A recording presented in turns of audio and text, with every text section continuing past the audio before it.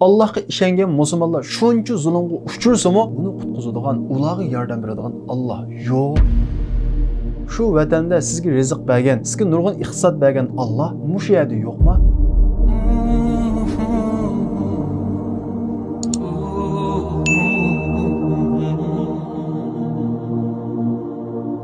Navbatda jamiyatimiz qaraydigan bo'lsak, hammamizning umumyuzlik shaklda umidsizlik patqa qarab ketayotganligini ko'ramiz. Masalan, qisman umidini yo'qotmagan, oz bo'lsa qo'ldan kelishini tirishayotgan kishilarning qilgan ishlari qarta, uni qilganning foydasi va buni qilganning foydasi va deganga o'xshash salbiy pozitsiyada bo'lishimiz bizning umidsizlikka patqanligimizning bir alomati. Amaliyotda umidsizlikka petish deganlik taslim bo'lish deganlik. Taslim bo'lgan bir odamning va yoki taslim bo'lgan bir millatning ahvoli put-qo'llari bog'lanib, pichoq surishni kutgan qo'yga o'xshaydi. Demak, umidsizlik taslim bo'lish. Taslim bo'lish bo'lsa, o'limni kütüp yetiş yoki mohiyatda ölüp bo'lganlikning bir alomati. Undaqda bizning bu xil umidsizlikka petishimizga nima sababchi bo'ldi? Nima uchun biz bu xil umidsizlikka patdik? Buning bir qancha sabablari bor. Buning asosli sabablarining birinchisi bo'lsa, bizning imonsizlik qarab mengishimiz. Ya'ni bizning qalbimizda Allohning o'rnining, Allohning kuchining ko'tarilib ketishi. Chunki biz endi tugudiq, hech qanday ish qilganning foydasi yo'q deb taslim bo'lganligimiz, umidsizlikka patganligimiz, zolimlar shuncha haddidan ossimi, Allohga ishongan musulmonlar shuncha zulmga uchrasimi, uni qutqizadigan, ularga yordam beradigan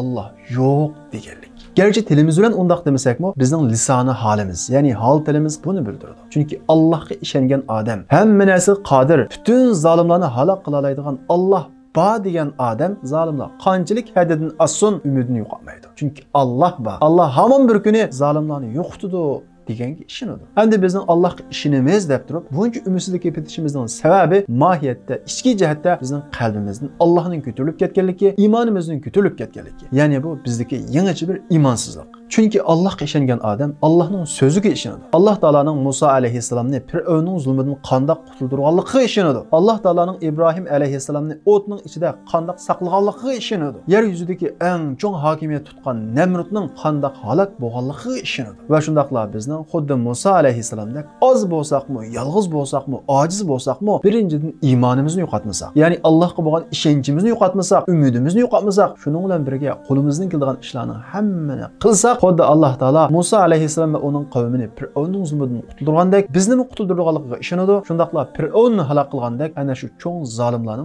halok qilganligiga ishonadi. Shuning bilan zulm qanchalik haddidan assun, zolimlar qanchalik kuchli bo'lsa, mazlumlar qanchalik ojiz yoki oz bo'lsin, umidsizlikka mubtalo bo'lmaydi. Ya'ni iymon bilan Allohga bo'lgan ishonish bilan umidsizlik aslo bir kelmaydi. Shuning uchun Alloh taolo Qur'on Karimda innahu la ya'asu min rauhillahi illa al-qawmul kafirun. Shubhisizki Allohning yordamidan faqat Allohga ishonmaydigan kafir kishilar umidsizlandi deydi. Chunki kafir kishilarga tayinadigan, ishonadigan hech qanday ilohi yo'q. Hamma narsalarni moddiy kuch bilan o'lchaydi. Ammo biz musulmonlarning, biz mu'minlarning ishonadigan ilohimiz bor. Hamma narsalarni kuch bilan, mod bilan o'lchamaymiz. Iymon bo'ladi ekan, qo'limizdan keladigan majburiyatlarni ado qilish bo'ladi ekan. Garchi biz ojiz bo'lsaqmi, oz bo'lsaqmi, Alloh taolo bizga cho'qim yordam qiladi degan bunga ishonamiz. Chunki biz ishongan kitobda, biz ishongan Alloh bizning umidsizlik uchmasligimiz uchun buni bayon qiladi. Shuning uchun bir mu'minning, ya'ni Allohga ishondim, Allohning so'ziga ishondim degan bir kishiningki umidsizlikka tushishini aslo to'g'ri tushungani bo'lmaydi. Chunki bir odamning qalbiga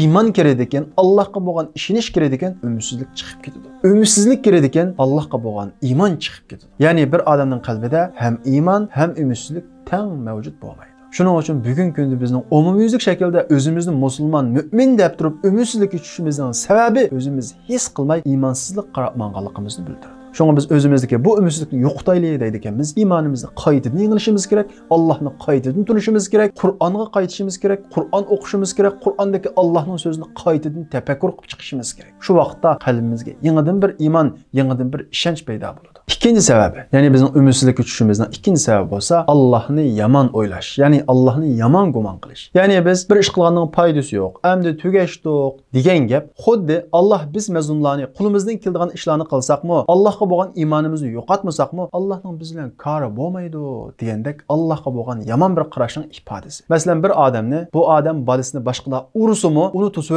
uni qutuldirishga qodir turib, bolasini boshqalarning tayoqasidan qutuldirib olmaydi, boshqalarning zulmidan qo'g'dirmaydi deganligimiz o odamni rahimsiz, qalbi tosh deganlik bo'ladi. Gerçi bu gapni bevosita demasakmi, bu shu ma'noni ifodalaydi. Dal shuningga o'xshash, endi biz nima ish qilsak bekor, foydasi yo'q deb umidsizlikka tushganligimiz Alloh taolo o'zining mu'min, ya'ni o'ziga ishongan bandalariga ular o'ziga bo'lgan iymonni yo'qotmasimi, qo'ldan keladigan ishlarni qilib tursimi, ularni qutuldirishga, zolimlarni yo'qotishga qodir turib, ularni qutuldirmaydi deganlik bo'ladi. Bu deganlik bo'lsa, Alloh rahimsiz deganlik bo'ladi. Haşa. Demek biz özümüz, gerçi ağzımızın demisakmı, biz işletken cümleler nurgulluğun Allah'a boğan hata qarashlarımızın oturuğa çıkıyordu. Şunun için biz asla ve asla onu kılganın paydası yok, bunu kılganın paydası yok demeslikimiz gerek. Gerçi biz Allah'a boğan imanımızı yo'qotmagan bolsakmı, eğer bu xil gapni qilib versek, Allah kılıngan bir hakaret buludu, Allah'ını yaman oylaganlık buludu. Üçüncü sebebi, yani bizim ümitsizlik düşüşümüzün üçüncü sebebi olsa, Allah'a boğan tunuşumuzun yeterlik bo'lmaganlık. Mesela bazı kişiler vatanda nurgulluğun pul tapkan, ama bu yerga chiqqandan keyin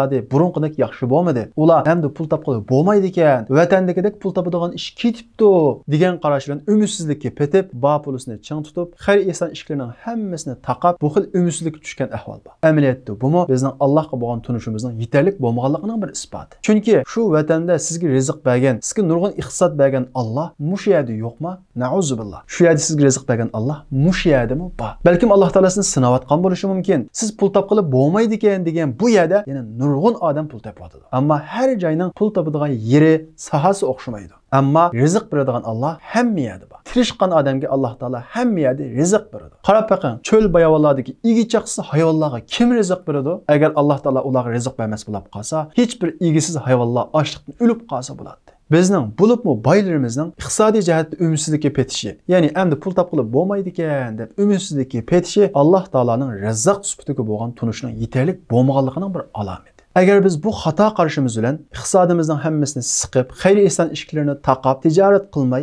bani xajlash holatiga o'ssak, ya'ni umitsizlikka patsak, Alloh taolo yana bir yangidan tavakkul qila oladigan, Allohning rizq sifatiga ishongan yana bir odamga rizq beradi. Amma siz shu payt qilaverishingiz mumkin. Shuning uchun Allohga tavakkul qilishni asla unutmang. Allohning rizq sifatiga ishoning. Ash-shaytonu ya'idukumul faqr. Shayton sizlarni faqirchilik bilan qo'rqitadi deydi. Isrof qilmasangiz, buzib chashmasangiz, siz asla faqir qolmaysiz. Bizni faqirchilikdan qo'rqitadigan bo'lsa shayton. Chunki shayton bizni faqirchilik bilan qo'rqatgandan keyin biz pullarimizni siqamiz, ehtiyojli yerga xarjlamaymiz, hatto oilamizga siqamiz. Bu tug'an sari iqtisodning chekinishiga sabab bo'ladi. Shuning uchun buzib chashmang, ammo yo'lliq xarjlang, tirishing, Alloh sizga cho'qim rizq beradi. Ammo tijoratchilar aslo umitsizlikka patmanglar. Sizlarning umitsizlikka patqininglar faqirchilikqa olgan tunji qadam. Bizning umitsizlikka petishimizning 4-chi sababi bo'lsa, tarixni o'qib, uningdan ibrat olmaslik. Ko'pinchamiz tarix o'qiymiz, ammo uningdan ibrat olganlarimiz nayt az. Odam tarix o'qimaganda yoki uningdan ibrat olmaganda dunyoga nayt kichik ko'znakdan qaraydi. Aksincha tarix o'qiganda, Qur'ondagi payg'ambarlarning qissasi bilan tunishib chiqqan vaqtida dunyoga nayt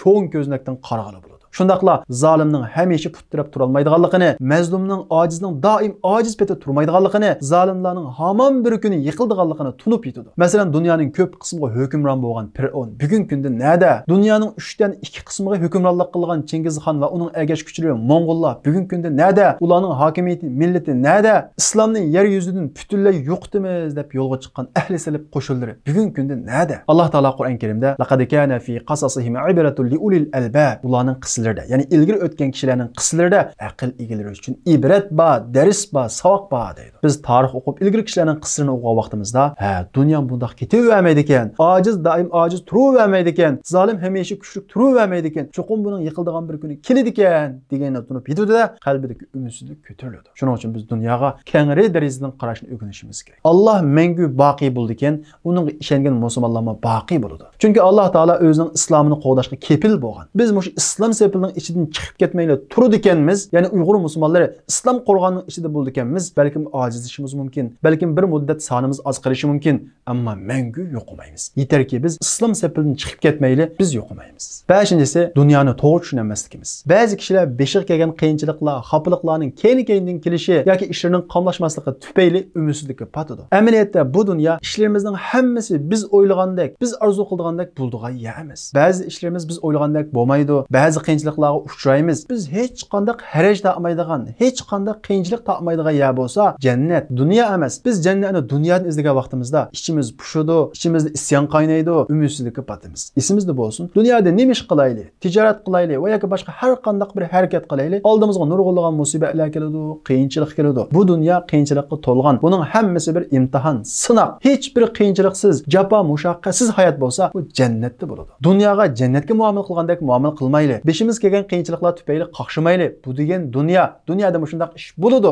İnsaniyatning eng isili, Allohning elchisi, payg'ambarlarning xo'jisi bo'lgan payg'ambarimiz Muhammad alayhisalom bu dunyoda nurg'unlagan aziyatlarga uchragan, qizlarning ko'pinchisi, bolalarning ko'pinchisi o'zi hayot vaqtida vafot topgan, mushriklar tomonidan nurg'unlagan aziyat yegan, hatto payg'ambarimiz Muhammad alayhisalomga ergashgan sahobalarning nurg'unlagan aziyatlarga uchragan, faqat iymon etganligi, Allohga ishonganligi uchunla nurg'unlagan qiyinchiliklarga uchragan. Masalan, Habbab ibn Ard degan sahoba iymon etganligi uchunla cho'g'ning ustida yotqizib, ustiga dassab, nihoyat qattiq qiynagan, bu bir qancha yil davomlashgan. Oxir Habbab ibn Ard bulanmay payg'ambarimiz Muhammad alayhisalomning qishig'iga kelib, "Ey Rasululloh, biz haq ustida emasmi? Bu din haq emasmi? Bu din Allohning dini emasmi? Sen Allohning payg'ambari emasmi? Bizga duo qilsang, Alloh taolo bizga yordam qilsa bo'lmamdi. Biz namoz qiynalmaymiz" degan. Payg'ambarimiz Muhammad alayhisalom bu gapni anglab chiroyi qizdirib ketgan. Va payg'ambar alayhisalom sizlardan ilgari kishilarga, ya'ni ilgari payg'ambarlarga, u payg'ambarga ergashganligi, Allohga ishonganligi uchun badallari temir tog'oqda taralgan, hayvlan haydalib o'ltirilgan. Ya'ni bu iymon, bu islom va shundaqla bu dunyo mana shundaq imtihon, sinoq dunyosi. Ammo shu esinglarda bo'lsinki, ya'ni Allohga bo'lgan iymoninglarni yo'qotmasanglar, Allohdan boshqasini qo'rqmaydigan, xotirjam kunlar keladi. G'alaba oldinglarda, lekin sizlar aldirab qolasizlar. Sabr qilinglar, chidamchan bo'linglar deb bu dunyoning mohiyatini tushuntirgan. Shuning uchun mayli bizga kelgan musibat iymonimiz tufayli kelgan bo'lsin, yoki iqtisodimiz tufayli kelgan bo'lsin, yoki bolalarimiz tufayli kelgan bo'lsin, esimizda bo'lsin, bu dunyo mana shundaq musibat joyi. Bizning mukofot oldigan, dunyo tatgan qiyinchiligimizning badalini, mukofotini oldigan yerimiz oxirat. Shuning uchun qaqshimayli, isyon qilmayli, umidsizlanmayli. Tahi biz ayrılğıla 3-4 yıl yoki 5-6 yıl bula bo'lmayla, hamda biz ular bilan qiyomatni ko'rishgudekmiz. Bu dunyoda kurashamagudekmiz deb bu xil umidsizlikka tushish bir musulmonga yarashmaydi. Xuddi Yaqub alayhissalom kabi Yusufni bo'r yeb ketdi, ya'ni o'ldi deb kasmi? Yo'q, men Yusuf bilan cho'qim ko'rishim deb 20 yil umidini uzmaganga o'xshash umidvor bo'laylik. Chunki Alloh taolo hamma narsa qodir. Alloh bo'l degan vaqtida uning bir kecha, bir kunmi ketmaydi. Şuna biz özümüzden musulmon deydi ekanmiz. Meyli zalimlarning yo'qolishida bo'lsin, va yoki bizning urug' tuqqanlarimizdan jam bo'lishimizda bo'lsin, va yoki o'zimizga taalluq bo'lgan narsalarni qo'limizga elishdi bo'lsin, asla va asla umidimizni yo'qotishga bo'lmaydi. Chunki Alloh ba cho'qim bo'ladi. Ammo shu esimizda bo'lish kerakki, amalsiz iymon deyilmagandek, harakatsiz umidmi umid deyilmaydi. Uning ismi xiyolparastlik.